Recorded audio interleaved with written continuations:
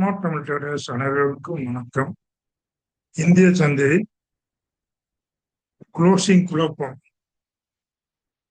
சந்தையில் தொடர்ந்து 4 வர்த்தக நாட்களாக உயர்ந்து வந்த நிலையில் இன்று நிப்டி எஸ்பிரி தினம் என்பதால் சந்தையில் அதிக ஏற்றம் இறக்கமும் பலவீனமும் காணப்பட்டது. 3:25 முதல் 3:30 வரை அதிர்ச்சி மாற்றம். மாலை 3:25 மணிக்கு நிப்டி 224,463 புள்ளிகள் வர்த்தகமாகிக் கொண்டிருந்தது. ஆனால் மாலை 3:30 மணிக்கு சந்தை முடியும் போது திடீரென 150 புள்ளிகள் உயர்ந்து 24,600க்கு மேல் அளவில் முடிவு நடத்தி கடைசியில 0.64% சரிவில் 24,600க்கு மேல முடிவு. செபியின் புதிய குளோசிங் அட்ஜஸ்ட்மெண்ட் முறையால் இறுதி ஒரு நிமிடத்தில் இந்த திடீர் மாற்றம் நிகழ்ந்துள்ளது. நிப்டி மற்றும் பேங்க் நிப்டி போன்ற முன்னணி குறியீடுகள் லார்ஜ் கேப் சரிந்த போதிலும் ஸ்மால் கேப் கண்டுகள் குறியீடு நேர்மறையாக முடிவடைந்தால் பெரும்பாலான முதலீட்டாளர்களின் போர்ட்போலியோ பெரிய அளவில் பாதிக்கப்படவில்லை.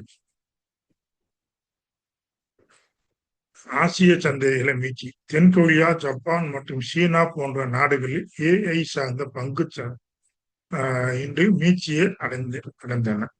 இந்திய ஐடி தொழில் இன்றைய சரிவு. ஆசிய சந்தைகளில் ஏஐ பங்குகள் உயர்ந்ததால் அதற்கு மாற்றாக இந்தியா நான் ஏஐஐடி செக்டார் துறையில் ராபிட் புக்கிங் காரணமாக சரிவு ஏற்பட்டதாக பார்க்கப்படுகிறது.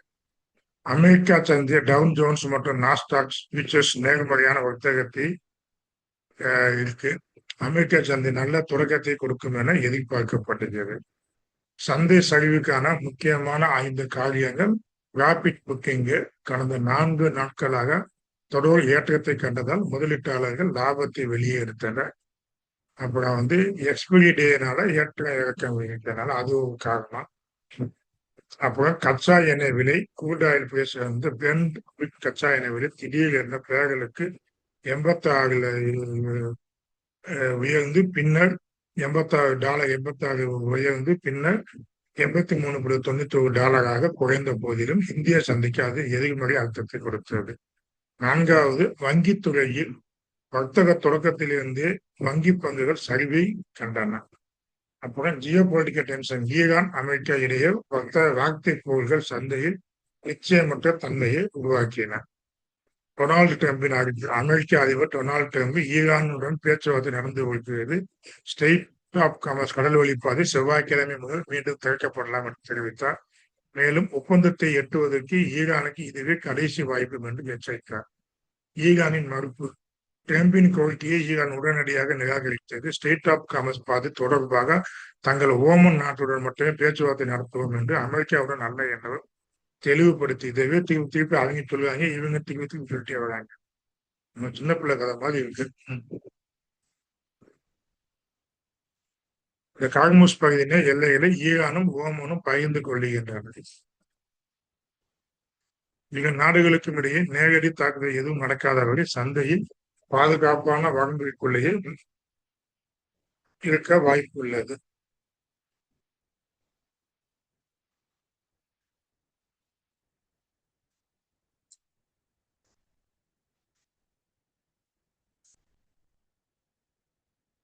அதுக்கு கிப்ட் நிப்டி ஒரு நெகட்டிவ்ல தான் இருக்கு.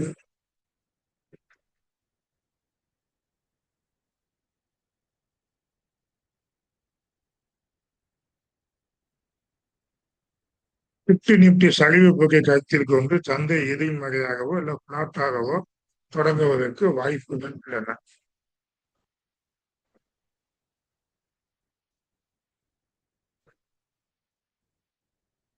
நேற்று நிப்டி 250 புள்ளிகள் செயற்கையாக உயர்ந்ததால் சென்செக்ஸ் மற்றும் நிப்டியின் ஃபீச்சர்ஸ் குறியீடான கிப்ட் நிப்டி ஆகியவற்றிற்கும் நிப்டிக்கும் இடையிலான தொடர்பு முற்றிலும் துண்டிக்கப்பட்டது. இதனால் சென்செக்ஸ் நேர்மறையாக இன்று தொடங்கிய போதிலும் நிப்டி எதிர்மறையாக தொடங்கும் சூழல் உருவானது.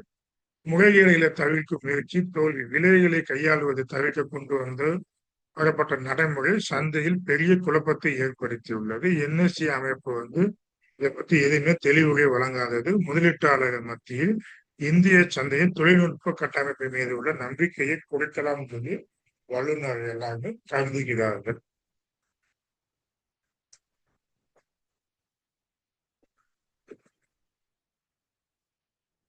கிப்ட் நிப்டியின் சரிவு போக்கை கருத்தில் கொண்டு சந்தை நாளைக்கு எதிர்மறையாகவோ அல்ல பிளாட்டாகவோ தொடங்குவதற்கு ஓப்பன் ஆகுவதற்கு அதிக வாய்ப்புகள் உள்ளன.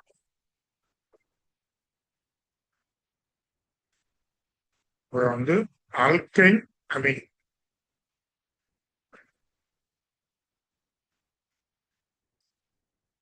ஆல்கேன் அமீன் கெமிக்கல் நிறுவனம் ஜூன் 2026 காலாண்டுல நிறுவனத்தின் வருவாய் 528 கோடியாக உயர்ந்து உள்ளது. கடந்த ஆண்டில் இதே காலாண்டுல 406 கோடியாக, முந்தைய காலாண்டுல 387 கோடியாக இருந்துச்சு.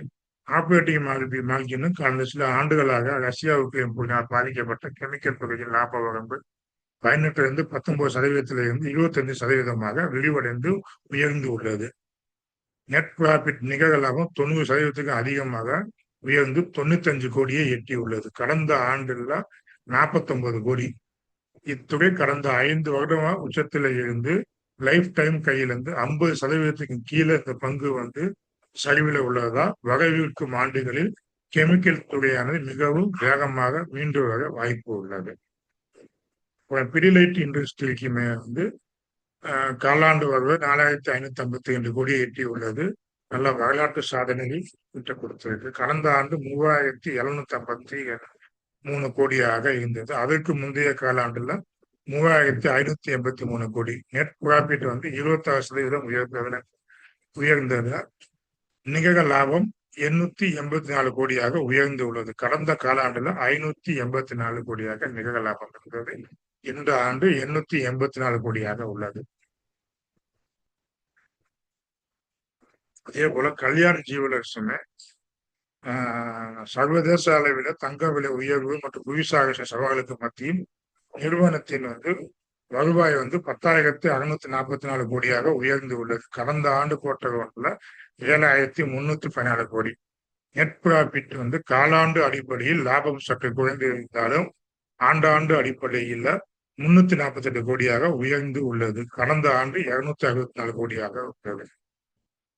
பங்கு ஆனது கடந்த கால உச்சத்துல இருந்து சரிவுல காணப்பட்டாலும் நீண்ட கால அடிப்படையில மீண்டு வருவதற்கான வாய்ப்புகள் தென்படுகின்றன.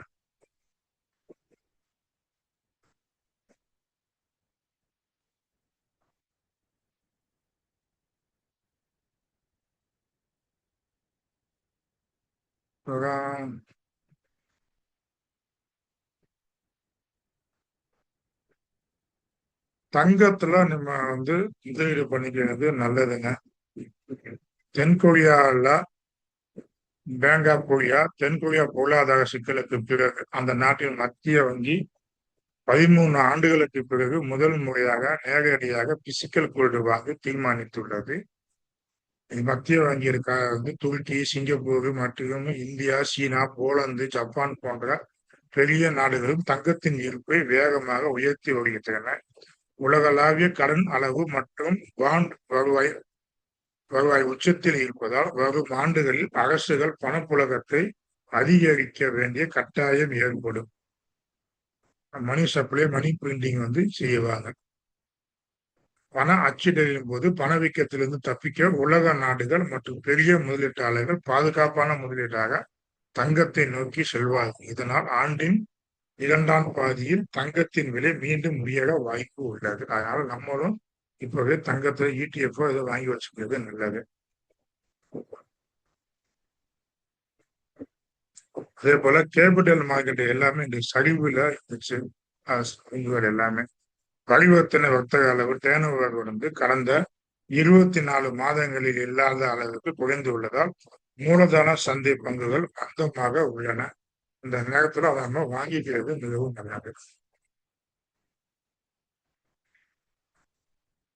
ஏற்ற இணைக்கு 14% வரை பெரிய அளவிலான ஏற்றம் கண்டது. மின்சார வாகத்துறையை குறித்து நேர்மறையான பார்வையின் தொடர்ச்சி இந்த கம்பெனி நல்ல ஒரு பாசிட்டிவ் ரிசல்ட்டை கொடுத்திருக்கு. KEI இண்டஸ்ட்ரி வலுவான நிதிநிலை முடிவுகளுக்கு பிறகு இன்று 9% உயர்ந்துள்ளன.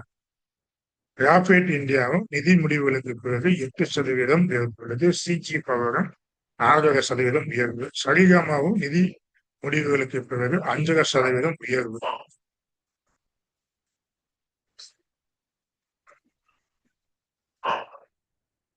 ஒரு நிறுவனத்தின் நிதிநிலை முடிவுகளுக்கு பிறகு பங்கு விலை கணிசமாக உயர்ந்தாலோ அல்லது குறைந்தாலோ அது அந்த திசையில் ஒரு நீண்டகால நிலையான போக்கை உருவாக்கும் என்பதற்கு ஒரு அறிகுறி. அதாவது ஏர்னிங் டே அன்னைக்கு அந்த பங்குகள்லாம் இன்னைக்கு கையை கட் பண்ணி குளோஸ் கொடுத்துச்சு அப்படின்னா அதை அந்த பங்குலாம் மேல போகும்னு சொல்லுவாங்க. அதை நீங்க பார்த்துக்கோங்க. எல்ஐசி 9% சரிவை சந்தித்தது. அப்புறம் யூபிஎல்லும் நிதி முடிவுகளுக்கு பிறகு 6% சரிவு. பிரஸ்டீஜ் எஸ்டேட்டும் 5% சரிவு. சிஇ இன்ஃபோ சிஸ்டம் மேப்மை இந்தியாவும் நிதி முடிவுகளுக்கு பிறகு 4.4% சரிவை சந்தித்தன.